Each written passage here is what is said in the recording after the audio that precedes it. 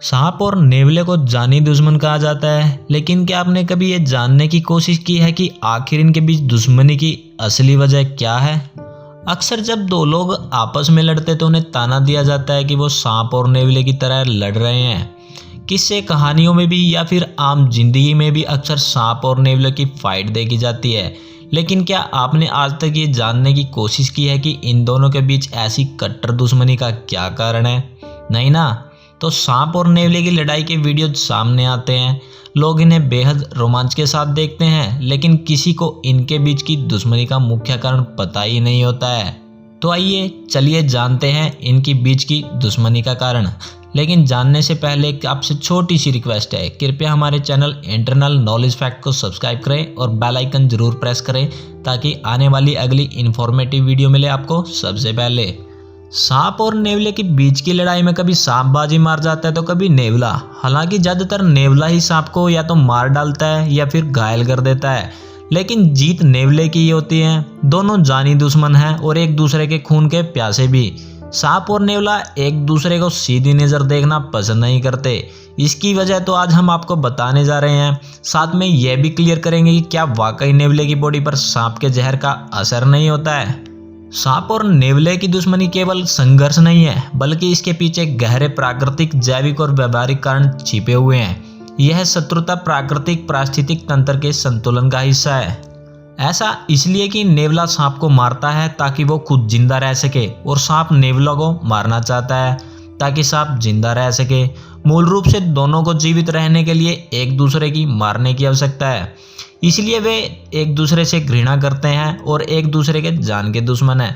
अब बात करते हैं कि इनकी दुश्मनी की असली वजह की। तो सांप और नेवले के बीच की दुश्मनी का असली कारण कुछ और ही है। दरअसल सांप नेवले के बच्चे का शिकार कर लेता है।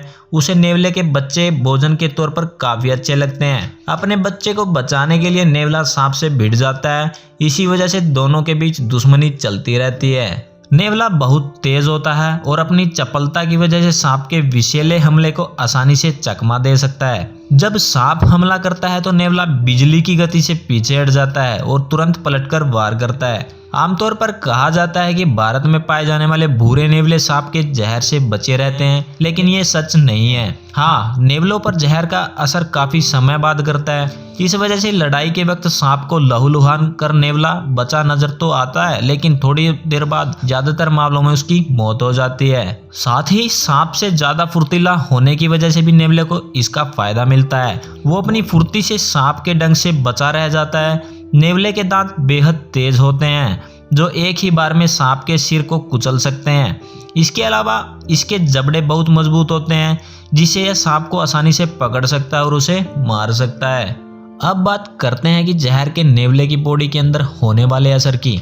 नेवले की बॉडी के अंदर खास एसिटोलॉक्टिन रिफ्लेक्स पाया जाता है। इसकी वजह से सांप के जहर के अंदर मौजूद न्यूरोटॉक्सिन से नेवला बचा रहता है। यही नेवले को बचा कर रखती है। नेवले के डीएनए में मौजूद अल्फा और बीटा ब्लॉकर्स जहर को नुकसान पहुंचाने से रोक लेते हैं।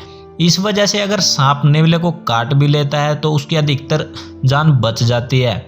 नेवले के शरीर में विशेष प्रकार का एक ग्लाइकोप्रोटीन पाया जाता है जो सांप के जहर को निष्क्रिय करने में मदद करता है। हालांकि यह प्रतिरोधक क्षमता होती है और अत्यधिक विषैले सांपों जैसे कोबरा और करैत के बार बार काटने से नेवले की जान भी जा सकती है। सांप स्वभाव से बचाव करने वाला जीव है, लेकिन जब उसे खतरा महसूस होता है तो वह हमला करने से भी पीछे नहीं हटता। सांप का मुख्य हथियार उसका जहर होता है, लेकिन वह नेवले की फुर्ती और प्रतिरोधक क्षमता के सामने अक्सर हार जाता है। सांप अपनी जहरीली फुंफकार को और काटने से खुद को बचाने की कोशिश करता है, लेकिन नेवला उसकी तुलना में ज़्यादा आक्रामक और चालाक होता है। कई बार सांप डरकर भागने की कोशिश करता है, लेकिन नेवला उसे पकड़ लेता है। सांप ज़्यादातर मामलों में पहले हमला नहीं करता, लेकिन अगर कोई उसे छेड़े या वह खतरा महसूस करे तो वह जरूर पलटकर वार करता है। नेवला स्वभाव से ही शिकारी होता है, इसलिए वह सांप को छेड़ता है और उसकी कमजोरी का फायदा उठाकर हमला करता है। नेवले की वजह से जहरीले सांपों की संख्या नियंत्रित रहती है, जिससे इंसानों की भी सुरक्षा मिलती है। ग्रामीण इलाकों में नेवले को इस वजह से अच्छा माना जाता है क्योंकि वह खेतों और घरों के आसपास के जहरीले सांपों को मार देता है। भारत, अफ्रीका और अन्य देशों में सांप और नेवले की लड़ाई की कहानियां बहुत लोकप्रिय है। तो सबसे प्रसिद्ध कहानी रुडयार्ड किपलिंग की द जंगल बुक में नेवले रिक्की टिक्की टवी की है, जिसने अपने मालिक के घर को जहरीले नागों से बचाया था। अगर इस दुश्मनी को वैज्ञानिक दृष्टिकोण से देखें तो यह पूरी तरह प्राकृतिक है। नेवला और सांप दोनों ही समय के साथ अपने बचाव और हमलों की तकनीकों में सुधार कर रहे हैं। नेवले ने अपनी फुर्ती, दांत और प्रतिरोधक क्षमता को विकसित किया है, जबकि सांपों ने अपनी जहर की ताकत बढ़ाई है। और विकासवादी दृष्टिकोण से देखा जाए तो यह दुश्मनी हजारों सालों से चली आ रही है। कुछ सांपों ने अपना जहर और भी शक्तिशाली बना लिया है, जबकि कुछ नेवले और भी तेज और चालाक हो गए हैं। यह एक प्राकृतिक हथियारों की दौड़ है। तो ये था दोस्तों सांप और नेवले के बीच की दुश्मनी का कारण। अगर आपने भी सांप और नेवले की लड़ाई देखी है तो कृपया हमें कमेंट कर जरूर बताएं। और हाँ दोस्तों, अगर आपको ये वीडियो पसंद आई है तो कृपया लाइक करें, कमेंट करें और शेयर करें।